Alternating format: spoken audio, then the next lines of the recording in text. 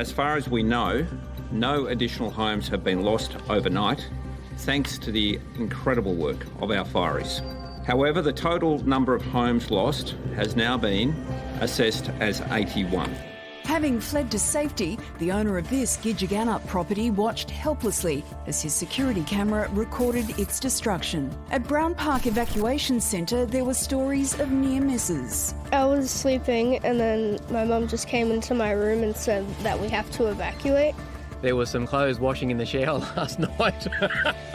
Lucky there was a bit of breeze last night, so everyone's got dry clothes on again this morning. Scared because I don't want the house to burn down. Stressed. Yeah. Stressed and exhausted and just really worried about everyone who decided to stay. The fire had burnt up to our boundary property, the next door neighbour's house. He rang me, it's gone. He had a sea-tainer there that was full of motorbikes and all his stuff was in a sea-tainer. It's melted. He said there's no sign of it ever being there. Today, 70-kilometre-an-hour gusts kept air tankers grounded and blasted embers up to several kilometres ahead of the main front.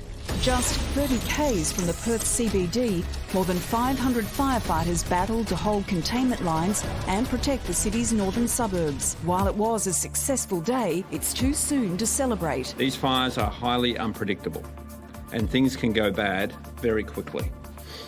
Weather conditions are still volatile, with strong winds forecast. And for some, it's already far too late. My young brother's house,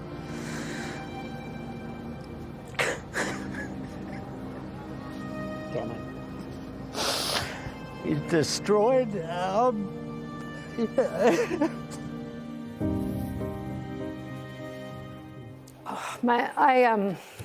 grew up in the Perth Hills, and that's really... My poor mum is so worried at the moment because she's got friends whose houses are threatened. And I think it's just also the emotional exhaustion too, the physical exhaustion of not knowing how you should defend your home, if you can still defend your home, if it's time to leave your home as well. Leave. But also how big a decision that would feel like. Of course. Like, I think unless you're in it, it's impossible to know just how weighty that would be. Sorry, Lisa. And I was just going to say, and then, of course, you know, that double whammy of the COVID lockdown as well as that. I mean, WA is just really copping it at the moment. So, Claire, you're someone who grew up there. Is this the kind of thing that you would be fearful of every year? Was it something that was at the front of your minds? Is this off the charts?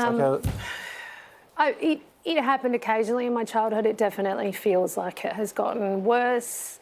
And I've been away from Perth for like 15 years now, and it feels like it's been more of a story of every summer my mum telling me how, you know, the one you're hearing about how far away it is from home. And she's one of her best mates has a house on the street in Warraloo where it started. Wow. But fortunately the wind, like, we think Sandy's house is okay because it sounds like the wind immediately took the fire in the opposite direction, but still we're not sure yet. It shows you how fine the motors are, doesn't it? Yeah, it's just, it's such a terrifying thing to know that you know people that are close to those flames.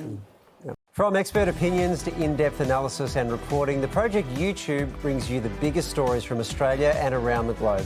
Hit the subscribe button now for news delivered straight to your feed.